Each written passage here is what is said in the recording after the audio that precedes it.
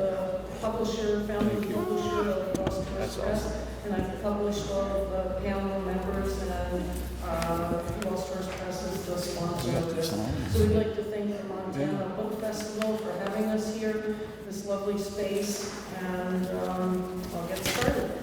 So our first speaker will be Tom Mitchell, and Tom was raised in New York and California, but has lived in Oregon since 1980. He received his master's from California State University, Sacramento, where he studied with the poet Dennis Schmitz. He received an MFA from the University of Montana, where he worked with Richard Hugo and Madeline de Vries. His first collection of poems, The Way Summer Ends, was published by Lost Horse Press in 2016. Our next speaker will be Tom Aslan, born in Spokane, Washington. Tom Aslan was educated at the University of Washington and the University of Montana, where he studied with Madeline de Vries, William Kittredge, and Richard Hugo, and earned his MFA.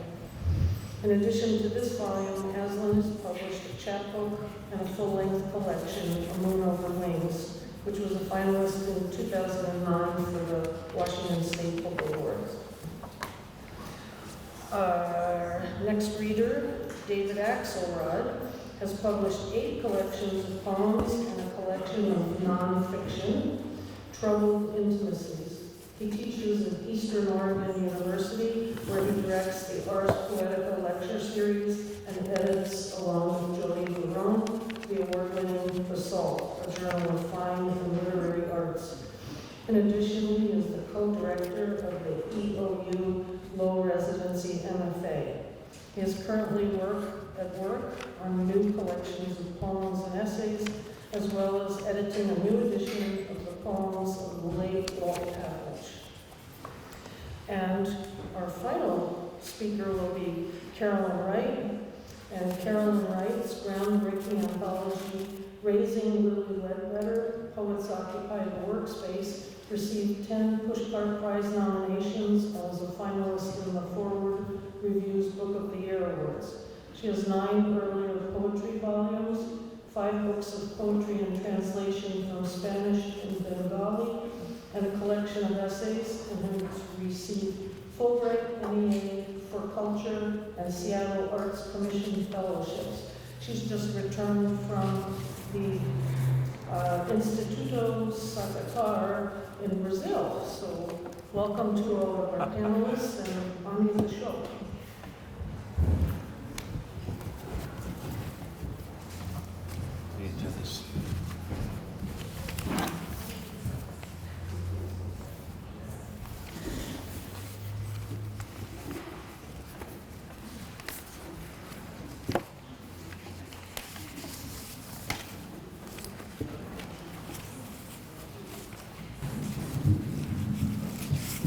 Good morning, Missoula.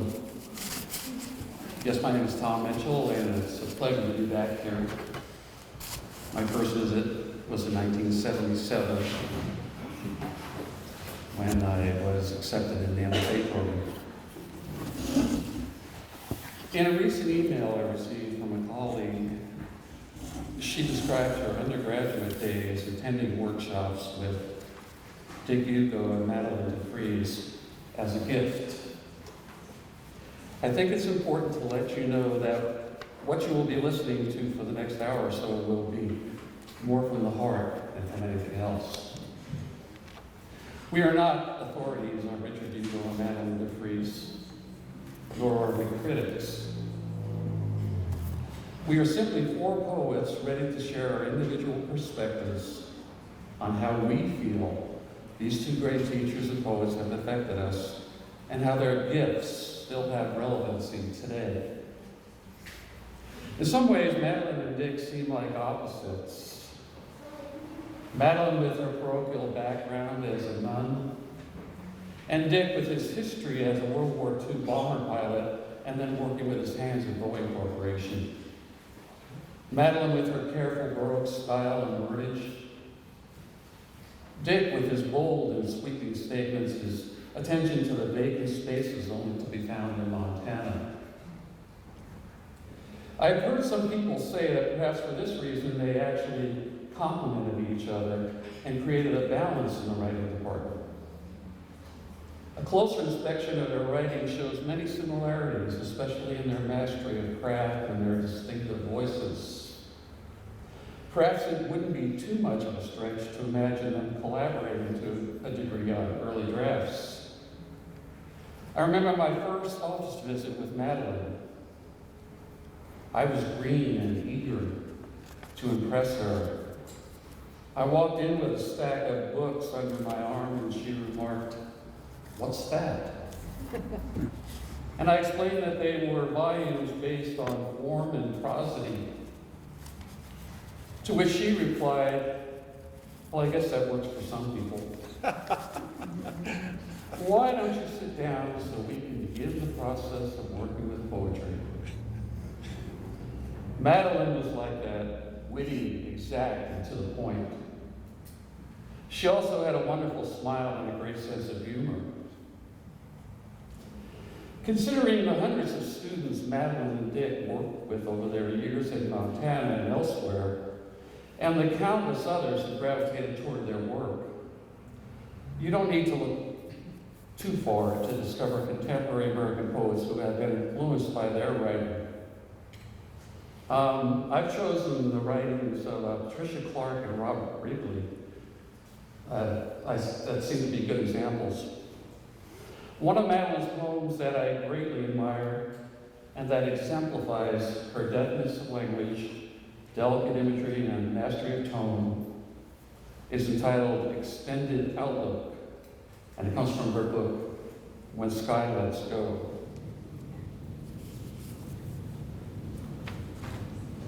November days in the vague shape of a wing, of a claw at the sill, at the drawn shade of the bedroom, signals the oncoming freeze, setting the scent-beaded trap for the shadow mouse back in the dark pine cabinet. The tenant hears the cat downstairs, whining to be left in. The tree is a violin bow scraping the soundbox of the house all day. Close to the ribbed breath, the scrolled end of wind under the eaves turns back on the fine-tuned neck, answers the shrill jay in the caterwaul of blue and failing light. Trying to score this weather for strings, no hurricane, but a planned diminuendo, I pretend that the house is my own, the cat my pet, that Canada wishes me well, that the blue shriek and the wail are a cradle song, and the Gulf repeating this gale in my ear as an old friend or no friend of mine. Patricia Clark wrote a poem that's included in her book, Sunday Rising, that seems to echo many of the images and the tone in Madeline's poem. This is called Wood Not Yet Out. Shift in light that signals where we've come through, and still the tree skeletons, oak and hardwood, the scattered crisp tatters of a few leaves, tracks in snow soften more each day. Whatever passed here left a few belly hairs, tail bristles caught on the brush's pile's edge. I step on down through, feeling my weight snap something hidden underfoot, and then a vine tangles my boot. Water is my own destination, seeing it move, sinking in at the muddy lip, where whitetails stand, brown lookout statues before they cross, where water carves under bank and roots, dark hollows show where winter's fears have lain.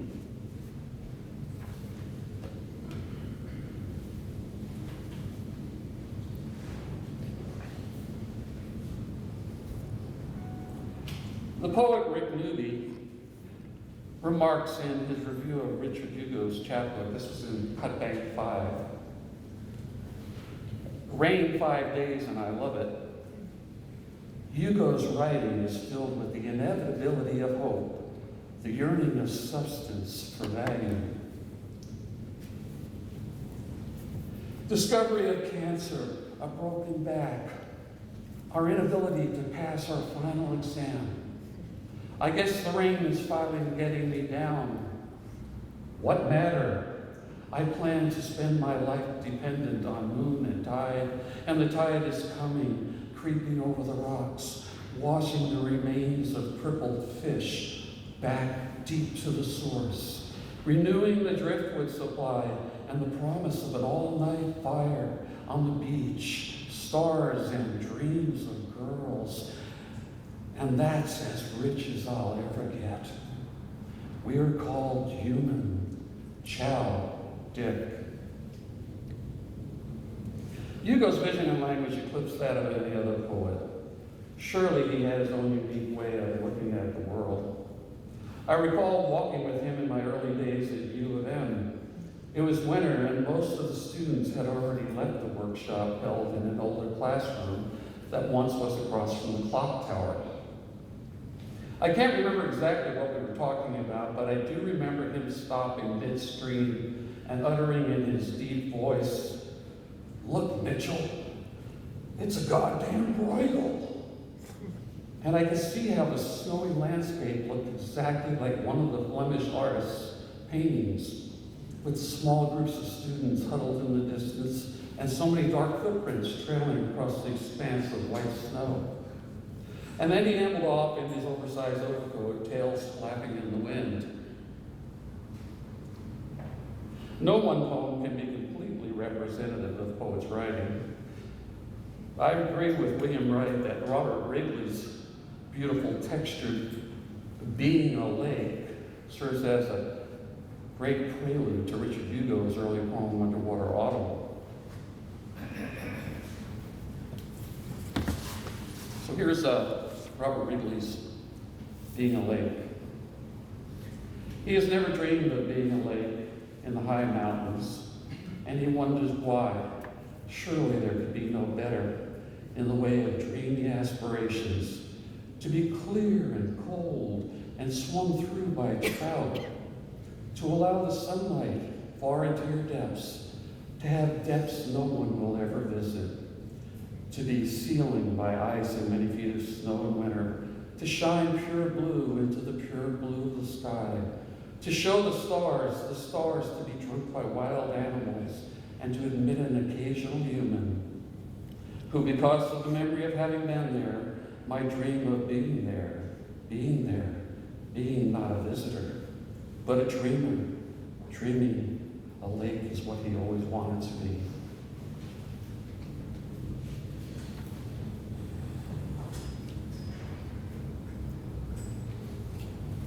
Notice how Wrigley's poem seems to mirror the imagery in Dick Hugo's Underwater Autumn.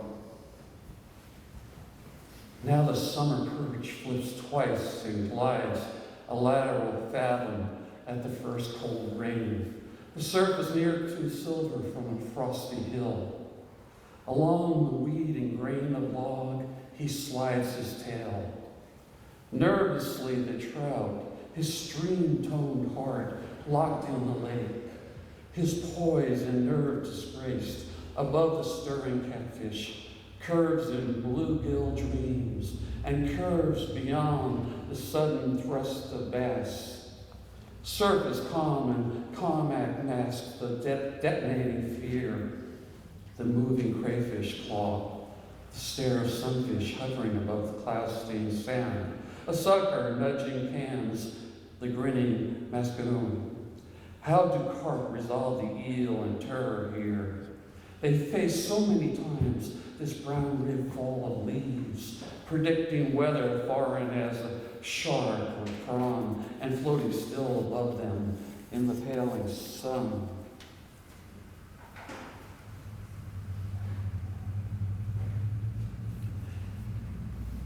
And to conclude, I'd simply like to say, thanks for the gifts, Dick and Natalie.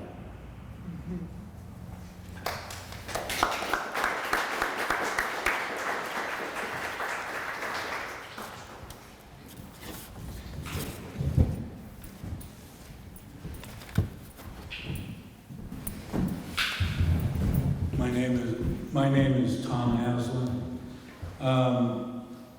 I got added to this because of cancellations, so I'm happy to be here. I'll tell a little bit about Madeline and then mainly concentrate on Dick Hugo, just the way it prepared out. 15 minutes isn't very much time. Madeline and I really became friends after I went to school here. She was friendly, but we weren't really friends. 1986, I moved back to Seattle. Madeline had moved there by then, and we started connecting at readings and things like that. And I would become her driver a little later on. And but we had these great critique sections after readings, and she was much more open to new voices or new poems than I was. I'm a grizzled old vet who doesn't, who thinks too highly of other generations, I suppose. But Madeline was puzzled sometimes. She'd say, I think I'm getting too old. I just didn't understand what that poet was driving at. And I said, Madeline, what if you're wrong? She said, what? I said, what if you're wrong? What if the poetry they wrote, that person wrote, wasn't accessible, wasn't good enough yet? That writer still has much maturing to go through. And she'd kind of look at me, and I think felt a little better because I had rescued her from the slag heap of poetry a little bit. Most of what I got from her was her method of working a poem until it was done. If she started a poem, she ended working on the poem within a day, 2 days, 3 days, 5 days. She kept at it until she beat it into shape. And so her rough drafts, if you could actually see them, would have been compressed. Otherwise you'd be overwhelmed by them. So what I learned by that was to not just pile up rough drafts, but try to finish poems pretty soon after I started them. That doesn't mean you don't go back. You do go back and look at them. But she was an inspiration in a way. Another thing she told me was that when I first gave her a manuscript of what became my first book, she was horrified. She found typos, she found misspellings, she found a lot of sloppy work, and she castigated me for that. And I learned my lesson. Next time I handed her something that was as finished as I could make it. I'm going to concentrate on Dick Hugo here a little bit. A few years ago, Georgia Review was nice enough to publish an essay by me, but also notes I took in Hugo's classes here. And I was always writing as fast as I could to grab whatever information I could, advice. And so I'm just going to read a few of those and then talk about one of them, possibly. So these are little snippets. The pure realm is music. The language is trying to find the perfect system of music. This poem is headed for the burial ground of its own music, but it can't make it because words have meaning. The question is not whether you can use material or not, but whether or not you own it. You need to internalize it. Sometimes if you want your poem to do something, it puts up blocks to other things that could come in. Let me comment on this a little bit.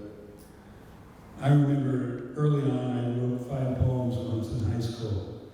Death, love, and the 4 seasons, so 6 poems. And I finished the 6th poem and I thought, well, I've written everything there is to write about these subjects. What do I write about now?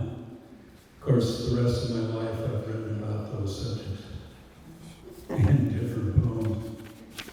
Sometimes if you want a poem to do something, it puts up blocks of other things that come in. He believed in sort of a stream of consciousness, I would say. Once you've got listen to the music of your own voice, it would carry you and write your poem for you. So people are distrustful of that. They know what they want to write before they sit down. And that tends to make for a stilted, small, natured poem. Don't abandon the sound system. Don't leave the voice. That's what he's talking about there. When something is established in a poem, shut up about it. His opinion was that if you said something well, why serve up secondhand language to explain it? Right? You already said it, you said it well. Shut up, move on. Words are made up of syllables, and they are important. You can't be cavalier about the language. There are two kinds of poets, public and private. For private poets, almost all the good ones of the last 100 years, certain words mean something to the poet, and they don't mean to the reader. Hopkins with dappled and dimpled, Yeats with gyre. With a public poet like Auden, no word is more Auden than yours. The poem gets used as a garbage dump to get rid of things. Always write the best you can, and don't use poems to get rid of anything, because you don't get rid of anything anyway. And he means our own personal histories, of course.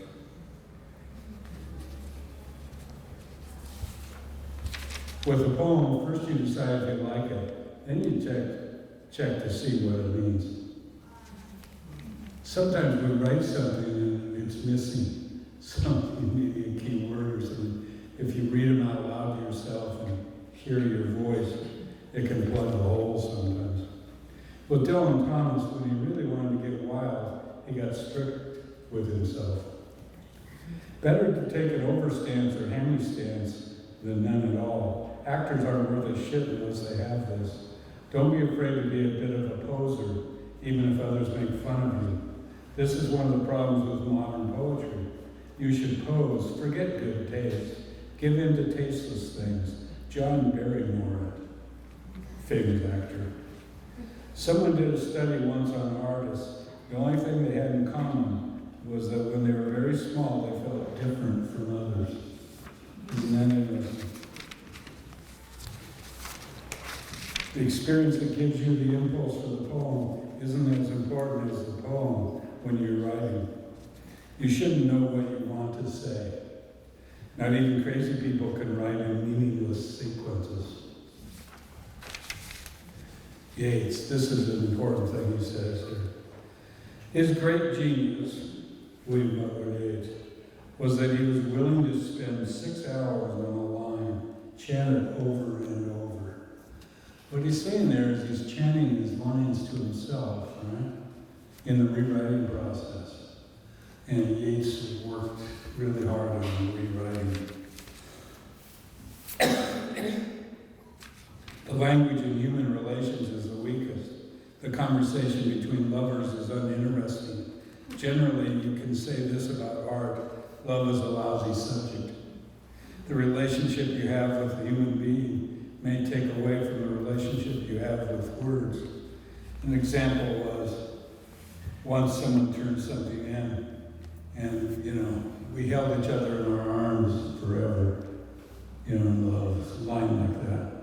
And he'd say, Hugo would say, what do you do if you have to take a piss? My method is it's time to shut up just before I run out of things to say about the subject. Some people talk about their own meanings, about what they've already said. That's repeating something. Then your original good line, your great line that set up that part of the poem goes to waste because you just explained it. That's what he's talking about. You don't have to explain things. One thing is true when you write a poem, you are alone. You don't have a friend in the world. Writing is hard. The world doesn't give a shit. Auden said, I look up at the stars and know quite well, for all they care, I could go to hell. I'm getting close to the end here, I think. How am I doing for time, John? 5 minutes. I got 5 minutes if I can burn it. Words finally are not pictures, but sounds. language that burns its way into the ear, into the memory.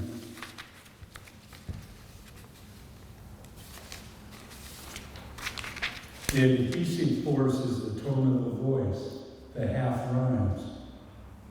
This jumping is the way the mind works. It doesn't make any more sense than the mind does. If you didn't do this, it would be hard to get a first draft done. Like Recce stuff, there is no causality.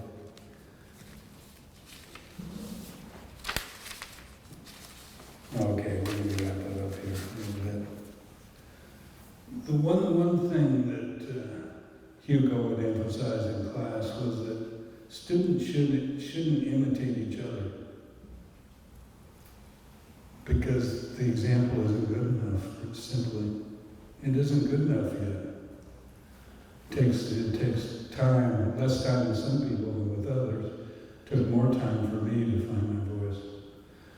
But there's no point in trying to equal your friend's poems.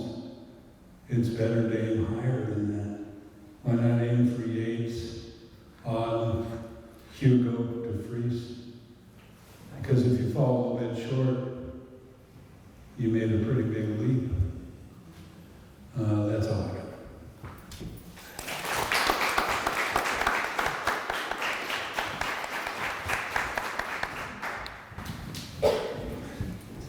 Well, hello. Thank you all for coming out here today. I'm David Axelrod, and in order to talk about the future or the futural resonances of Hugo's and De Vries's work, I'm going to talk about the past, and specifically a 19th century German philosophical coinage, Einfühlung, which originally meant aesthetic sympathy, and it later entered the English language as a psychological concept, empathy, in 1909. So we've invented, empathy is only 110 years old. I particularly like Adam Zagajewski's definition of Einfühlung. He calls it tenderness toward the world.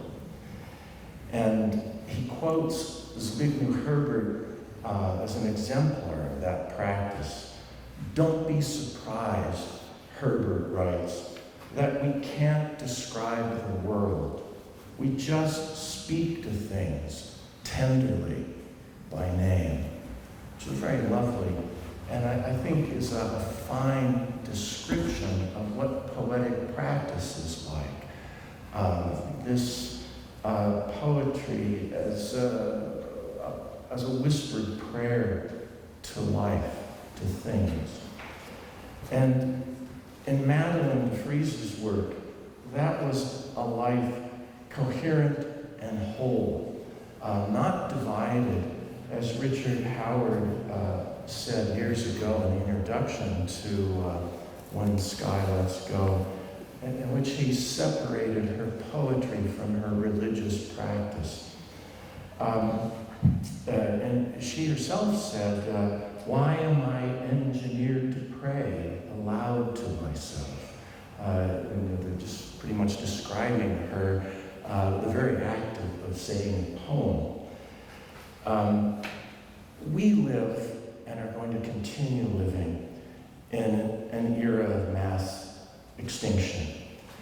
And how else will we find our way toward a future that's worth living, if not through this kind of prayerful tenderness toward being, Einfühlung?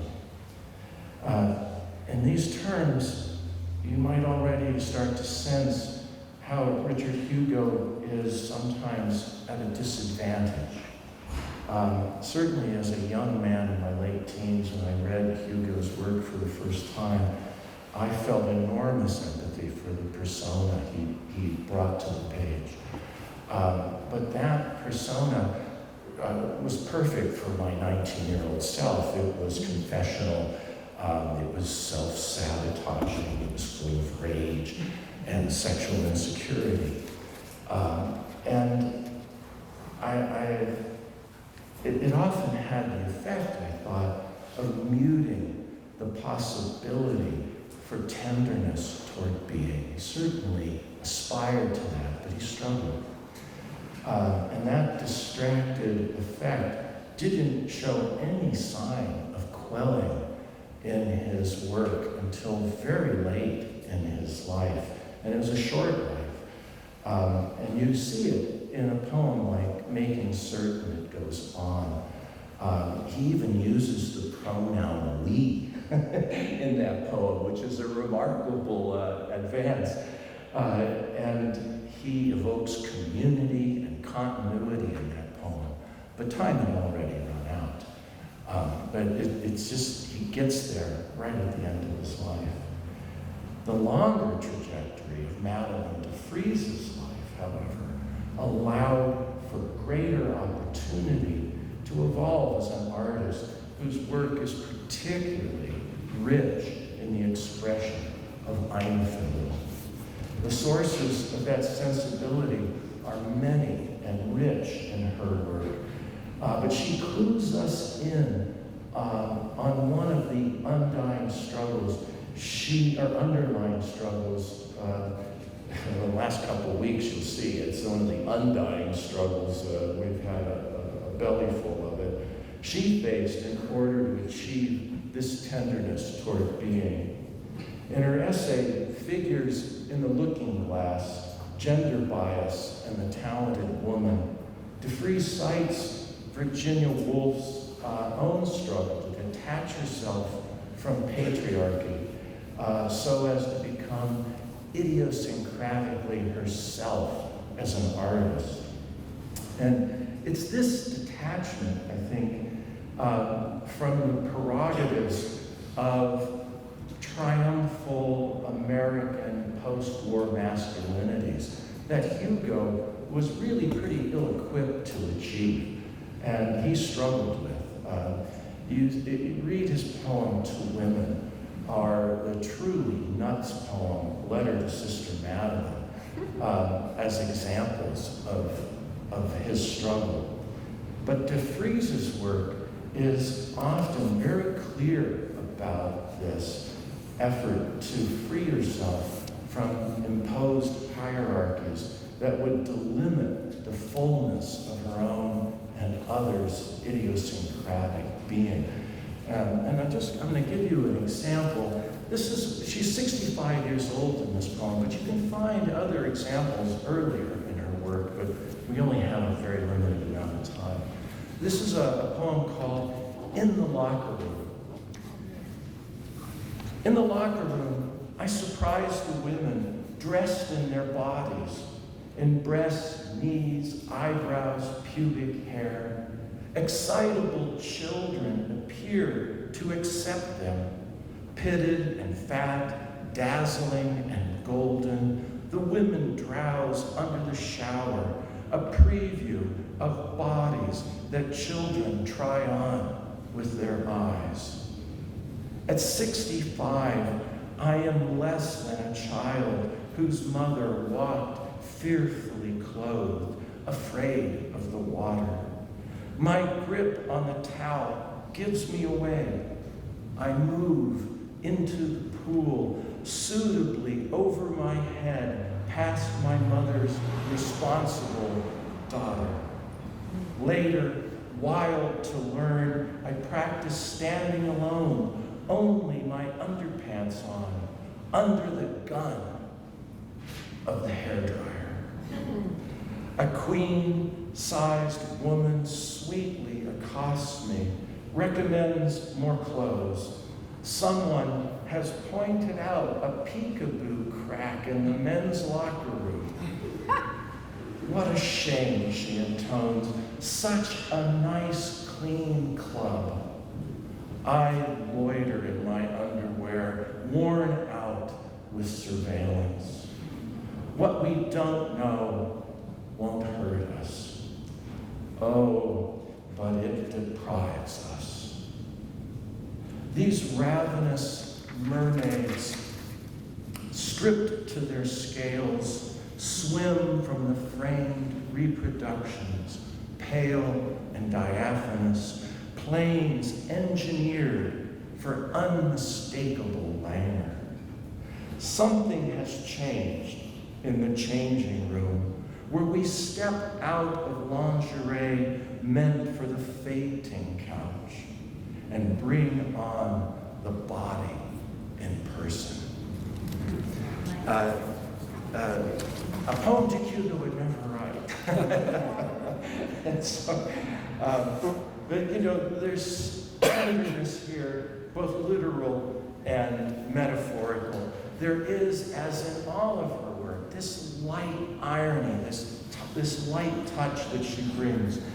And though she's older, she is aware of the children there and how her life and the lives of other women there are so important to those girls who stare at them in, I guess, mystified awe, perhaps. But there's also that defiance of surveillance, defiance of the male gaze. And she is clearly detaching herself at the end and detaching everyone in that locker room from the hierarchies of mermaids and lingerie and fainting couches imposed on them by others. And her tenderness toward our aging, idiosyncratic selves is everywhere on display. I wanted to give you another example of a poem also about aging, about old age, called Honey Hunters of Nepal, from her book Imaginary Ancestors. This is really quite lovely.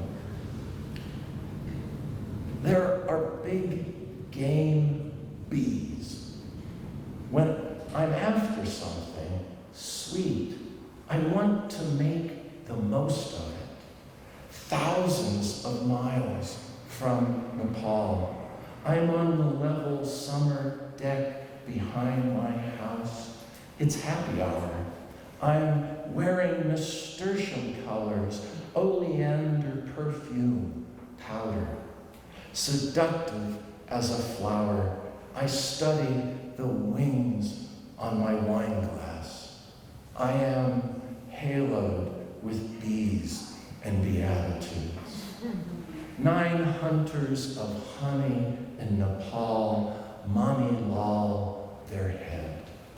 This afternoon I'd gladly join them. I know how to cling to cliff sides, avert my eyes from the dizzying drop. I can pray. Here and now I reap the harvest from years of religious modesty, countenance serene as a china plate. Draped in a veil of drones, queens, and workers, I am high on experience in attic apartments where wasps and urban yellow jackets swarm under the eaves every spring.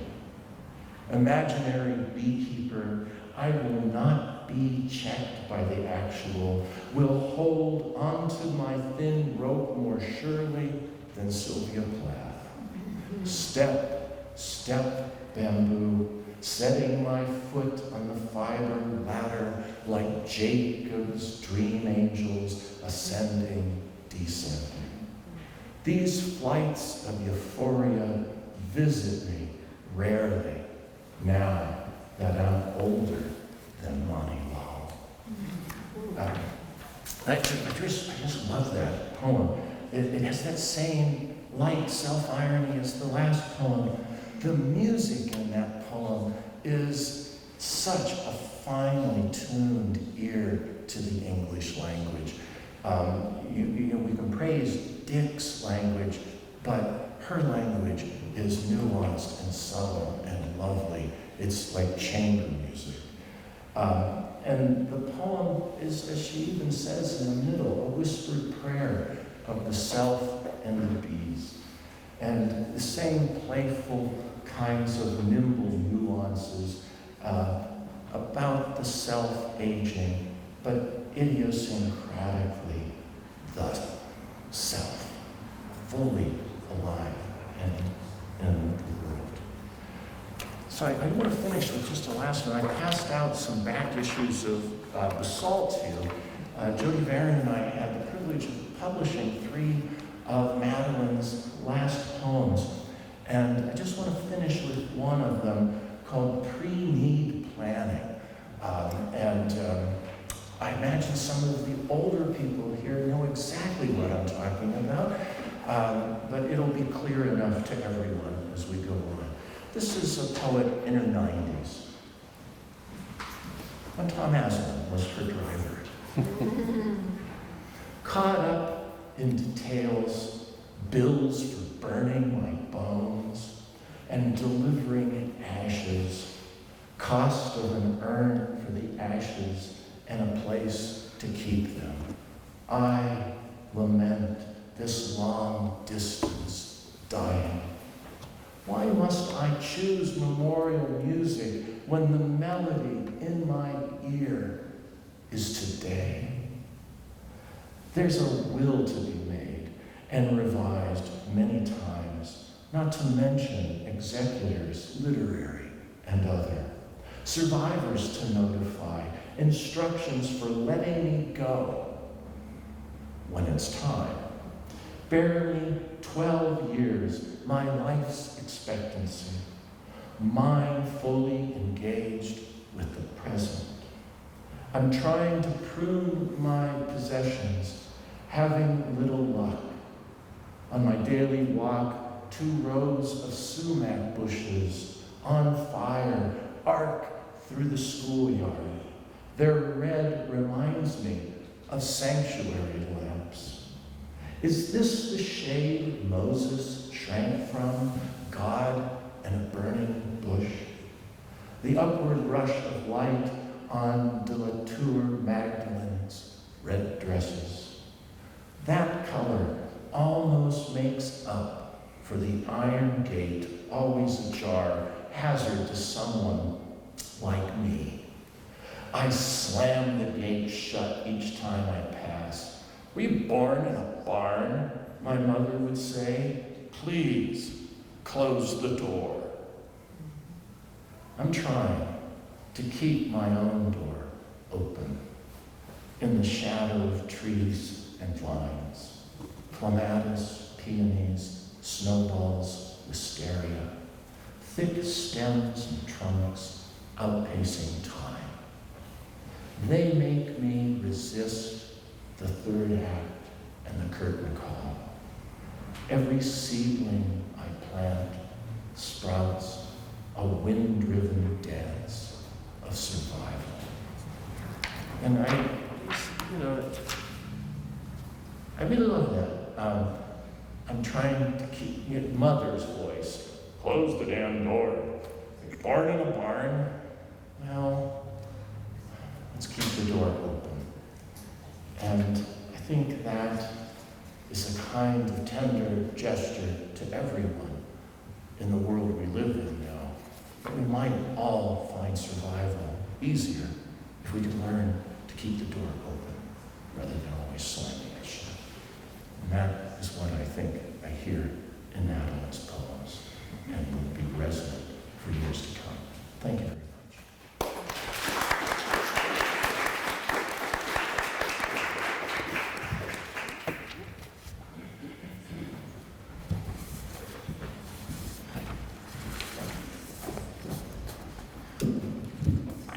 Hello, everybody. Thank you for coming. I have a few minutes here. I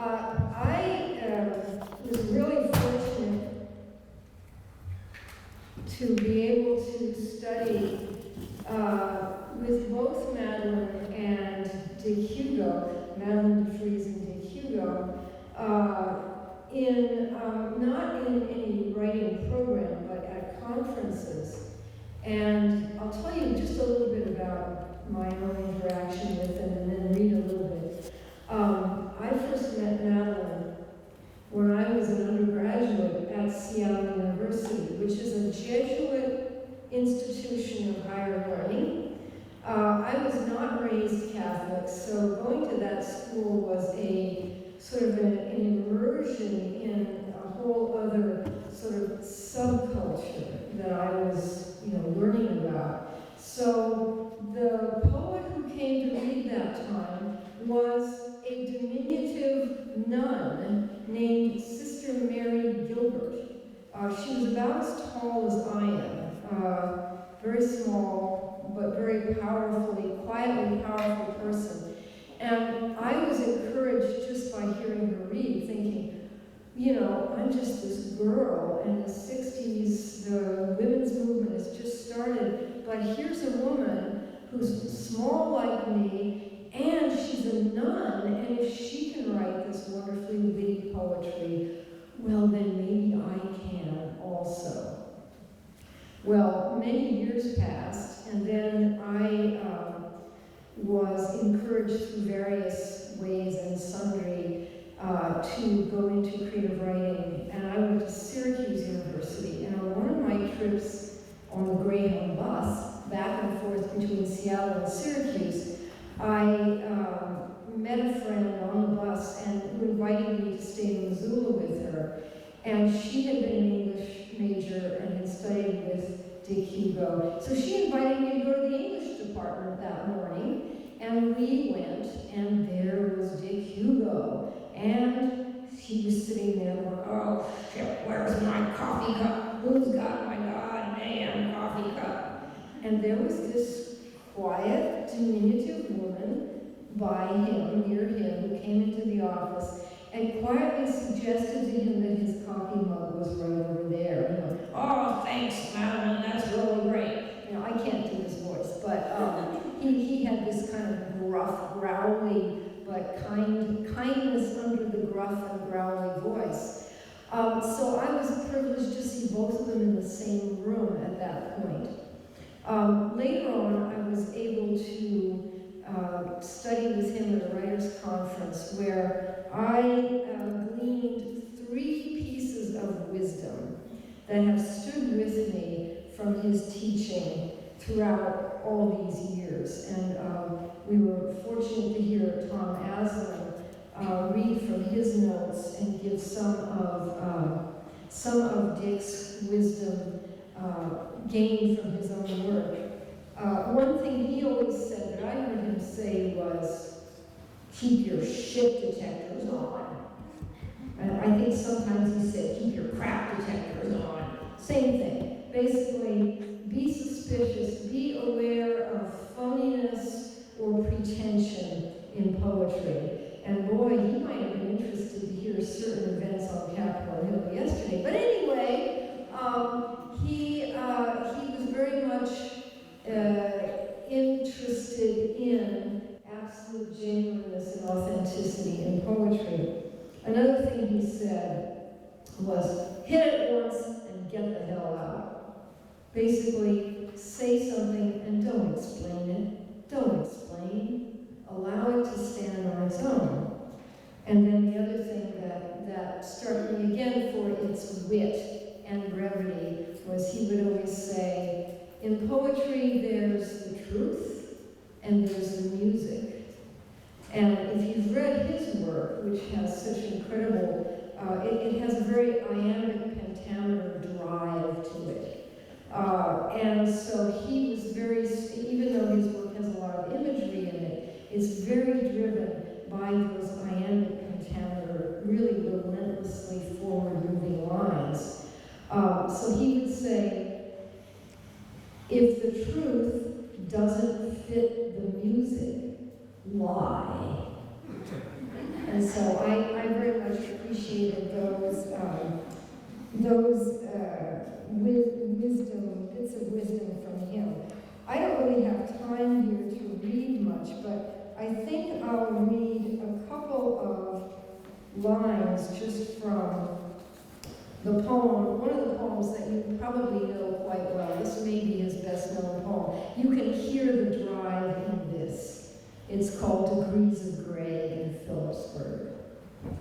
You might come here Sunday on a whim, say your life broke down, the last good kiss you had was years ago. You walk these streets laid out by the insane, past hotels that didn't last, bars that did, the tortured tribe of local drivers to accelerate their lives. Only churches are kept up. The jail turns 70 this year. The only prisoner is always in, not knowing what he's done. The principal supporting business now is rage. Okay, I'm going to stop there, but you can hear that even in only, the first stanza and one extra line of this poem, that he has packed a lot of, a lot of detail, a lot of anecdote, a lot of story in a number of sort of short declarative sentences. And I always found that he was amazingly good at being able to sort of summarize a great deal of lore in very few words. And I can give many examples, but there was one line from another poem of his that I love very much, where he says, he's talking about Neighbors, where he grew up in White Center, south of Seattle. He said, Mrs. Noreen, Russian, kind, she saved me once from a certain whipping.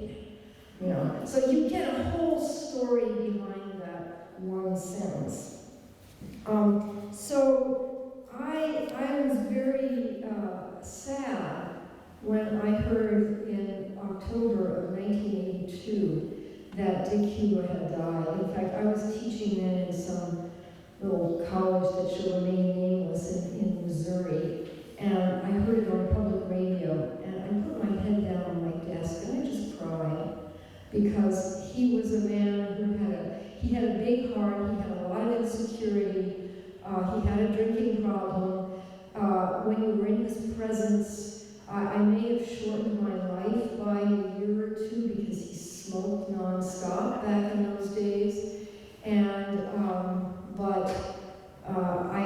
I felt really fortunate to be able to have some time with him. So when he died on October 2nd, 1982, he was 2 months shy of his 59th birthday. In contrast, Madeleine DeFries published her very first full-length book under her own name at exactly that same age, in 1978, the year that she turned 59. So in reality, his career, his life as a poet and his life had ended, and hers was really just getting underway. She was just beginning to come into her own. What I learned from Madeleine, and as a product of myself, this sort of Jesuit education, where you read the entire Western canon, all great literature, and you absorbed a whole lot of the lore of Western as well as some Eastern literature. And so when I was reading her work, I found she was deeply imbued with all of this wonderful wit. She would make wonderful allusions and multiple wordplay in her poetry. And yet, for her, it's because she had entered the convent of the Sisters of the Holy Names of Jesus and Mary when she was 16. And she remained there for 38 years. The whole time carrying on this sort of secret affair with poetry. She was writing secretly, trying to keep it away, and also having to make her work trying to make it as full of illusion and in a way sort of recondite meaning, so that if the superiors wanted to read it, they'd say, oh, that's nice, but they wouldn't understand anything she said. So she was faced with the same dilemma that happens to writers in countries under political dictatorship. You have to communicate, you have to express yourself, but you have to do it in a way that those who might seek to stop you don't understand what the heck you're saying. So that was, I think, the source of the tension in her early work as Sister Mary Gilbert. But then when she emerged from the convent and finally was teaching at the University of Montana and then asked to be released from her vows a few years later, then suddenly she had a new predicament. Suddenly, she was just overwhelmed with the sort of the chaos, the freedom, the overwhelming, inrush of all kinds of stimuli after you've had a very limited perspective for all those years, that sort of straitened existence. I think it was quite a challenge, a cultural challenge for her, as well as this incredible freedom for her writing. I think what I'll do is I'm going to read one poem of hers, which I love because it's called With a Bottle of Blue Nun to All of My Friends. Now, you know, Blue Nun is a kind of wine, right? Kind of a white wine. And then there's another kind of liquor, which I've never had, called Christian Brothers. I think it's also a winery. So this is her poem about departing from the order and her mixed feelings about that. Sisters, the Blue Nun has eloped with one of the Christian Brothers. They are living in a B&B motel just out of Sacramento. The Blue Nun works the late shift in Denver. Her pierced ears drip rubies like the sixth wound. This is to inform you that the Blue Nun will become mayor of Missoula in the next dispensation. At 58, she threw her starched coif into the ring and was off to a late win over Stetson and Deerstalker, Homburg and Humbug, church and state. When you receive this, you will know that the Blue Nun has blacked out in a sleazy dive outside San Francisco. They remember her in Harlem. I think that's Harlem, Montana. She still carried her needle case according to the ancient custom. You may have noticed how the walls lean towards the river, where a veil of fog hides the skydiver's pale descent. The parachute surrounds her like a wimple. That's what happens when Blue Nuns bail out. It's that simple. And notice, of course, that she rhymes there like wimple and simple, right? She didn't do the easy rhymes on the final syllable. I'll just end by saying that I've been very much influenced by both of these poets in my own work in terms of writing a lot of narrative poetry, but also trying to play with illusions and multiple entendres on words, and also drawing back into that great canon of the literature written in the English language, beginning with the Anglo-Saxon, the English of 1,000 years ago, and working up till now. And I think that many poets would do well to read the work of both of these wonderful poet-storytellers, as I call them, and getting a sense of how you can carry a story